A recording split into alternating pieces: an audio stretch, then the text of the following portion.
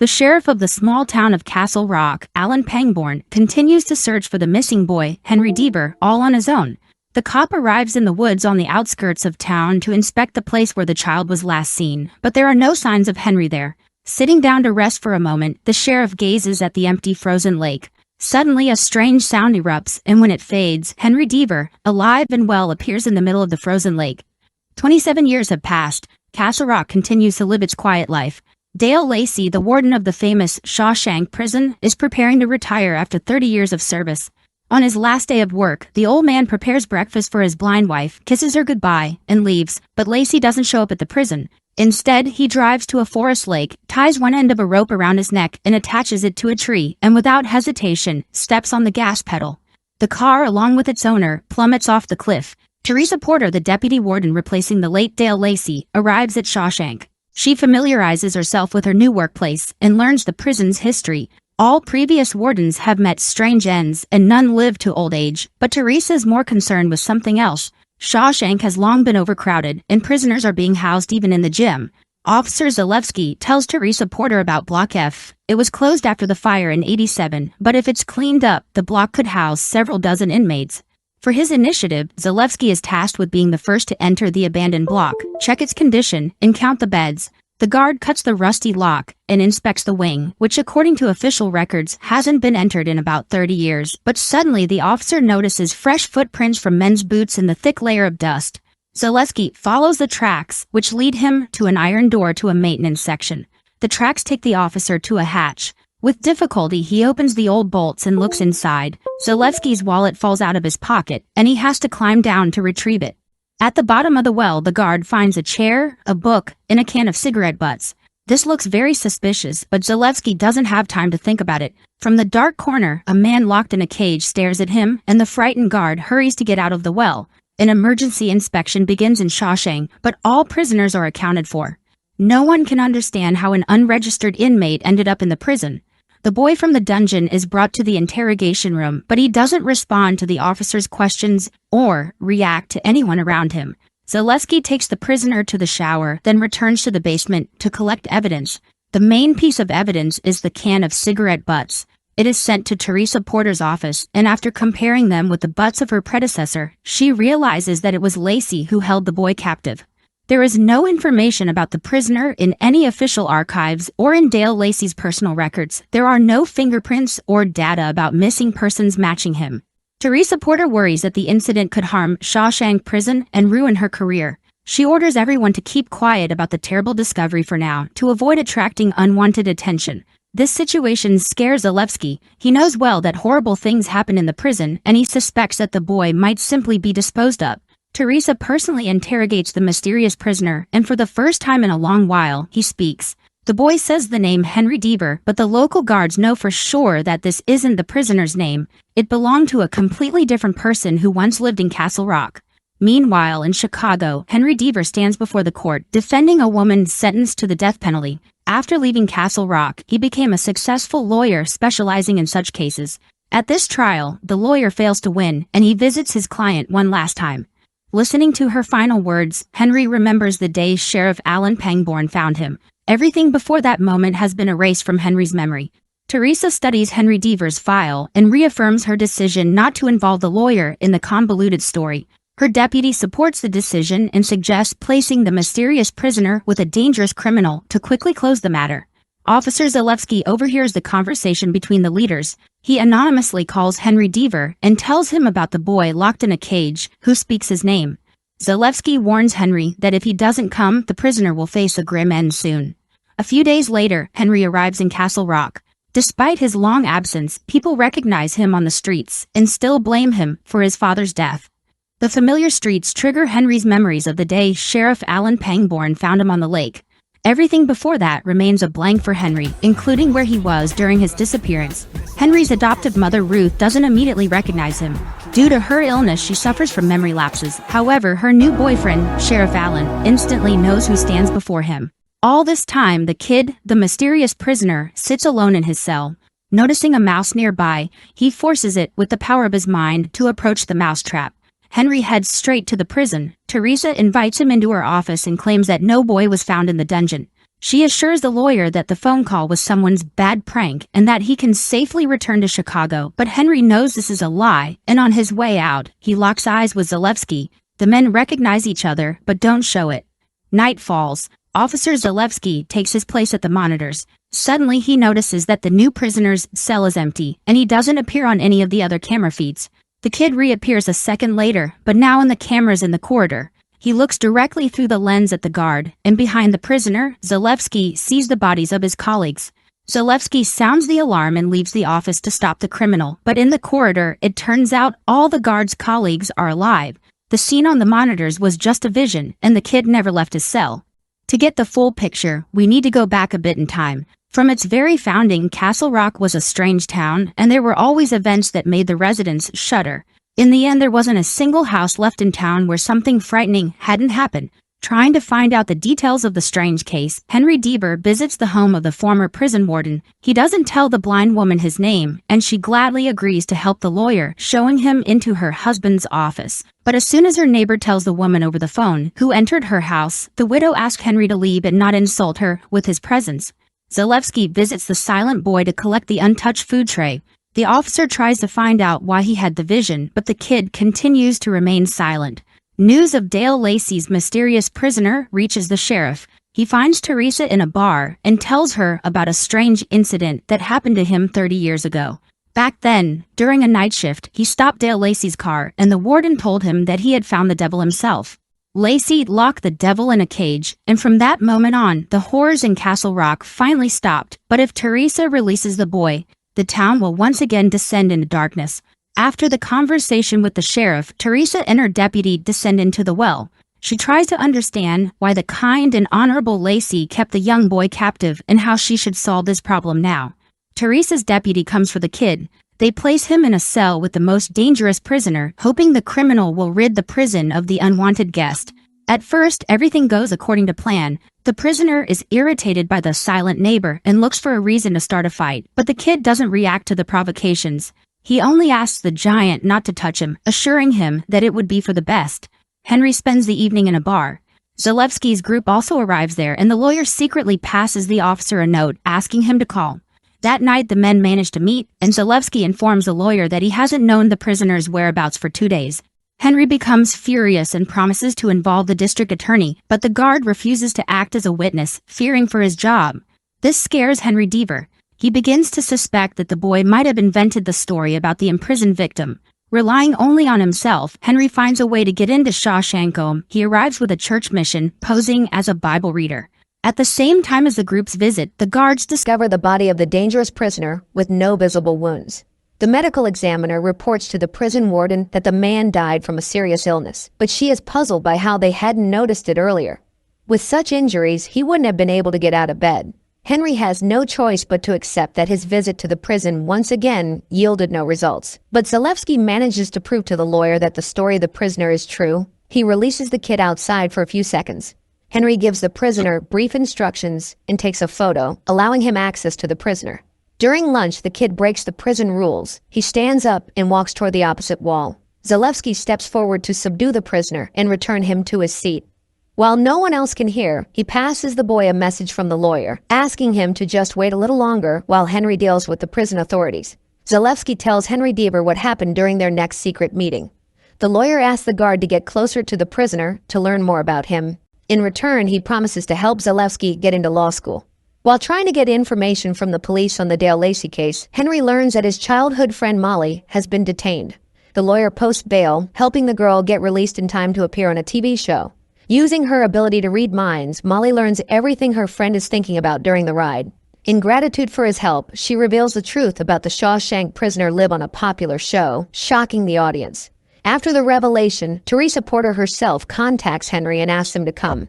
The warden hands the lawyer a thin folder with scant information she managed to gather on the kid and offers a compromise. Shawshank will pay the prisoner $300,000 and he will drop any claims. Officially, they'll call it a mistaken arrest. Henry tells his client about Teresa's offer during their first meeting. He insists that they should refuse the money and prove that this was no accident but a real kidnapping. But none of this concerns the kid. He asks the lawyer strange questions directly related to Henry Deaver's disappearance and the death of his father 30 years ago. Zalewski continues his work, but the tension in Shawshank grows heavier for him by the day. The guard is outraged by the behavior of his colleagues and their mistreatment of all the prisoners. The kid is also surprised. Teresa Porter's deputy tries to intimidate the boy, hoping to get the truth about his past and how he ended up in captivity. But this time, the prisoner does not stay silent. He delivers a strange speech about the word of God, which deeply unsettles the warden. That evening, Zalewski finds Henry in a bar. Ignoring the rules, he approaches the lawyer in front of everyone and asks him to step outside for a talk. The young man hands Henry Deaver a drawing of the cage and begs him to intervene in Shawshank's affairs. The chaos in the prison has gone too far. He agrees to testify and expose all the violations. Zalewski's condition worsens by the day. He stops talking to his colleagues and, during secret visits to the kid, promises that soon they will both escape this cursed place. Henry begins to suspect that the mystery of his client is somehow tied to what happened 30 years ago. In the district archives, the lawyer finds articles and notes about his disappearance, but no further details have emerged since then, and the official records have been lost. The only thing he manages to find is the address of one of the suspects in his kidnapping, whose involvement was never proven. Henry travels to the man's forest home to meet the witness in person. The old man doesn't immediately recognize his visitor, but when Henry states his name, the old man gives him a folder stolen from the archives. He is glad to see the boy in his house and hopes that Henry remembers what happened and can confirm his innocence. Henry tells Alan about the conversation with the old man, but the sheriff asks him to stop searching for the truth. He admits that, in his final moments, Deaver Sr. spoke the name of the person who pushed him off the cliff, and that person was Henry himself. Henry regrets returning to Castle Rock, and he tells Zalewski that he's dropping the case and heading back to Chicago. This news finally drives the guard mad. He takes out his service pistol and kills all the colleagues who had been driving him crazy. At the same time, Henry is near Teresa's office. He tries to stop the guard, and Zalewski declares that he wants to testify. But by order of the prison warden, the crazed guard is taken out, ensuring the truth never leaves Shawshank's walls. Before leaving, Henry sets up a surveillance system in his mother's house to keep the sick woman safe. He downloads the app onto Alan's phone and asks him to watch over the woman while he is away. But Henry has to change his plans. He is informed that his client has been released, but has no home or family. The lawyer is forced to meet the kid and figure out what to do with him next. First, he takes the prisoner to a doctor, but after running tests, the clinic refuses to admit the patient, as no serious problems are detected. Molly agrees to help her friend. She invites the kid to stay in her studio until Henry can sort things out. The pair lock the young man inside and promise that he is now completely safe and no one will find him. But it wasn't him they needed to worry about. At night, the kid leaves his hiding place to walk around nighttime Castle Rock. He is drawn to an ordinary house where a child's birthday party is in full swing. As soon as the boy is near the family, the mood changes. The celebration turns into a tragedy, and instead of children's songs, screams and cries come from the house. The next day, when Molly's friend, Jackie Torrance, visits the studio, the kid has already returned to his place. Meanwhile, Henry and his family head to a bridge, which is being dedicated to Sheriff Alan Pangborn, but the event is marred by another incident. Ruth loses her grip on reality, and in front of everyone, jumps into the water. Not realizing who's in front of her, Jackie Torrance chatters endlessly with her new companion, but within an hour she calls Molly, begging for help. The strange man has climbed onto the roof and won't respond to her request to come down. Molly climbs up to the boy, but something feels wrong. Instead of thoughts in his head, she hears the cries of millions of people who have lived in Castle Rock throughout history. The girl rushes to Henry to tell him everything. The lawyer thinks it's all nonsense, but he has no choice but to let the kid in and find him a different place to stay. Henry takes the guests to his father's garage and offers to stay there for the time being, but the young man's behavior scares Henry once again. The kid plays the same melody on the piano that Henry's father used to play. Alan returns to the bridge. The sheriff blames himself for what happened to Ruth and wants to take down the plaque with his name. At that moment, his phone buzzes in his pocket, and the old man sees a notification that someone is in the house. The sheriff rushes home, and in the yard he encounters the nighttime visitor. It's the same boy Dale Lacey drove in his car 30 years ago, calling him the devil. The boy hasn't aged a day. Alan raises his gun to finish what the former warden started, but the kid asks the old man not to act rashly. He promises to save Ruth and restore her sanity. While Henry is reburying his father, the kid rummages through a suitcase of the deceased's belongings. He finds an old video camera and tapes, which contain recordings of Deaver Sr.'s walks with his son. He then meets with Alan and instructs him to find the car in which Dale Lacey brought him to the prison 30 years ago. The old man tells the boy that the car has long been at the junkyard, but the kid doesn't see a problem and demands that Alan find a way to get it back.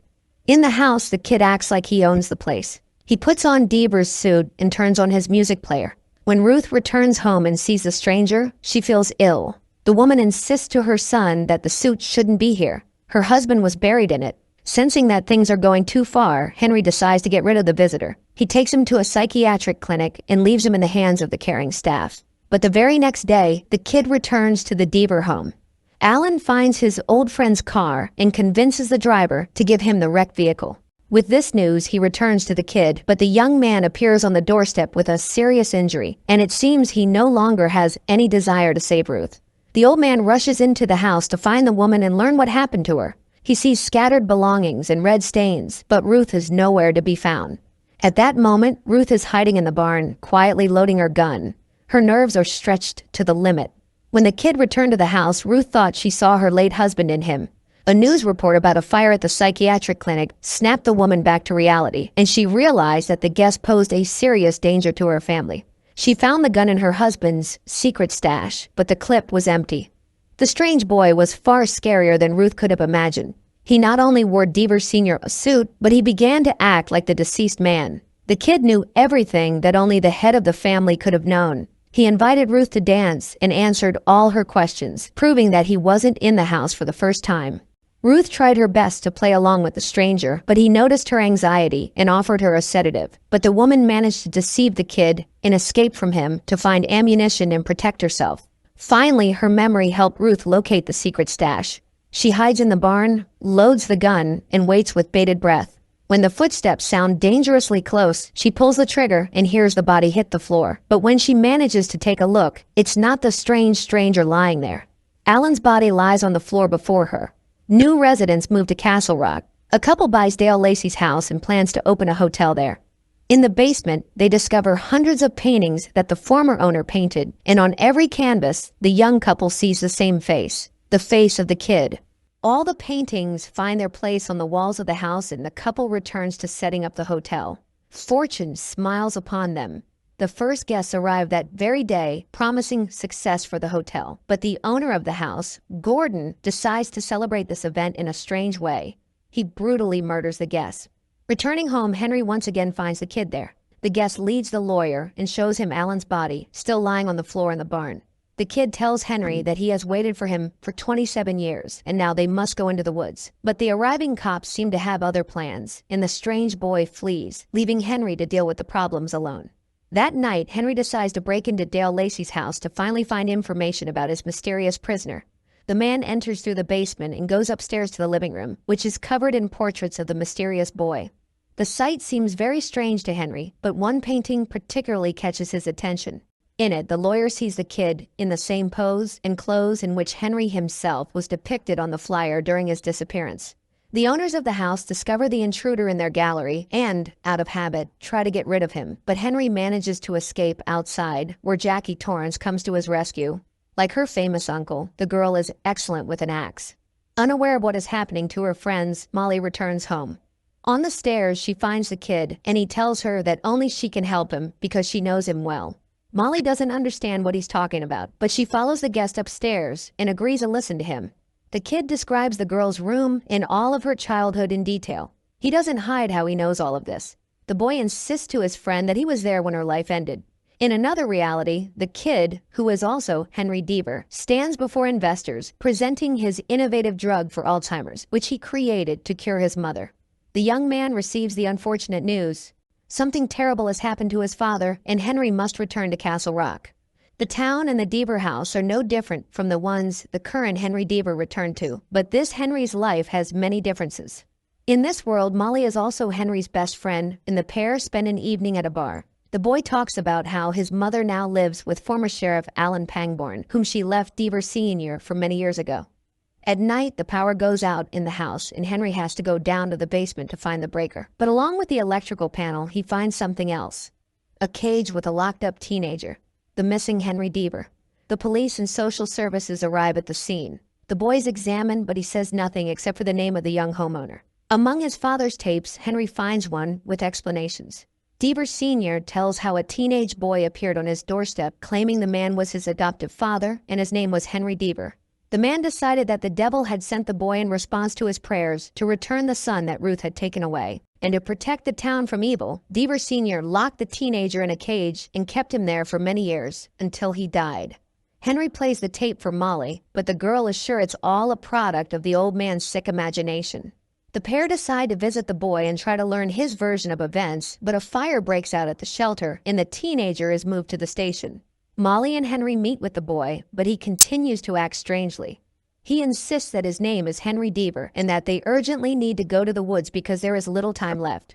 The police agree to release the boy to Molly, but they assign Officer Zalewski to escort them. However, Molly manages to escape from the convoy, darting in front of a train to take the boy to the woods and uncover the truth about his appearance. The teenager runs deeper into the forest without offering any explanation. Henry and Molly chase after him, but the boy suddenly stops as if he is caught between two worlds. Molly manages to read his thoughts and see what young Henry is seeing, but while she is witnessing the events, Officer Zalewski appears behind them. The boy runs further into the woods. Molly, Zalewski, and Henry Deaver try to catch up to him, but at that moment the officer's gun accidentally fires and Molly falls to the ground. Closing her eyes, Molly asks her friend to help the teenager return. Something strange happens again.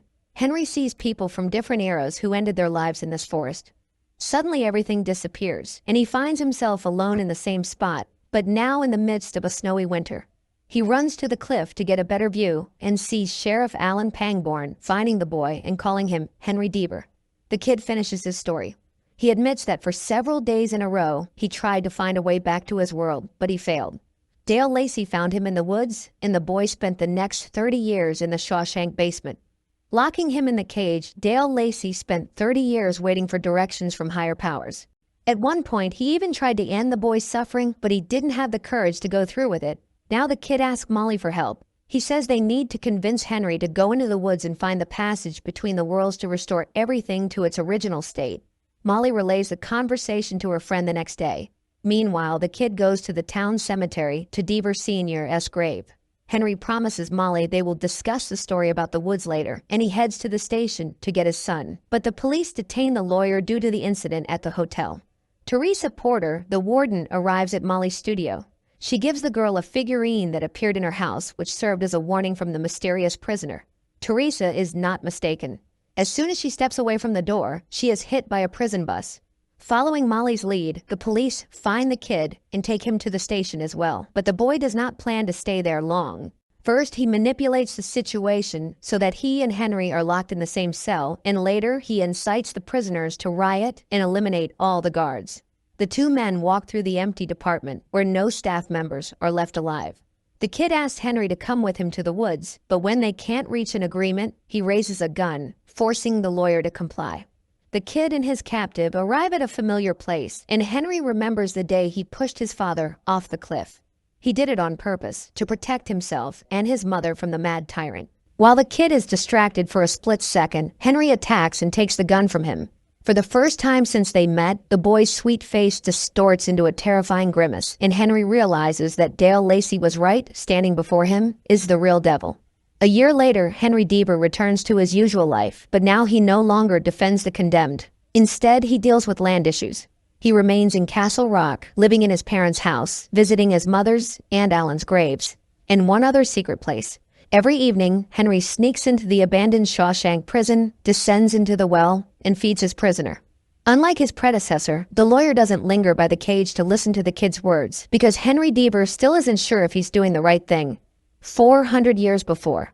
In a forested area, a group of French settlers tries to establish a village, but it's not easy. The residents are dying of hunger, and hope is fading. The leader's daughter, Amity, tries to incite a rebellion, but for this, she and her fiancé, Marston, are exiled from the settlement. The couple wanders through the woods, seemingly doomed to die, but a mysterious sound makes Amity rise and follow it. Standing at the edge of a cliff, the girl sees an angel who shows her a new path. Amity returns to the settlement to tell everyone about her encounter with the angel. As proof of her words, a miracle occurs. On previously barren land, crops appear that can feed an entire city. The residents surround Amity, thanking her for saving their lives, and she becomes a saint in their eyes. The elder tries to stop the chaos, convinced that witchcraft is involved, but the starving people no longer listen to him, choosing a new prophet. Human recognition isn't enough for Amity. She sacrifices everyone who was responsible for her exile. After this, she tells the people that she will be the voice of the angel, and they must spread his word forever. The girl wasn't lying. Every day, she waited for new instructions from the angel to know what to do next. But the sacrifice the angel demanded was too cruel. Noticing that Amity doubted his power, the angel sent his servants to her. A swarm of moths emerged from a wooden statue and took residence in the villagers.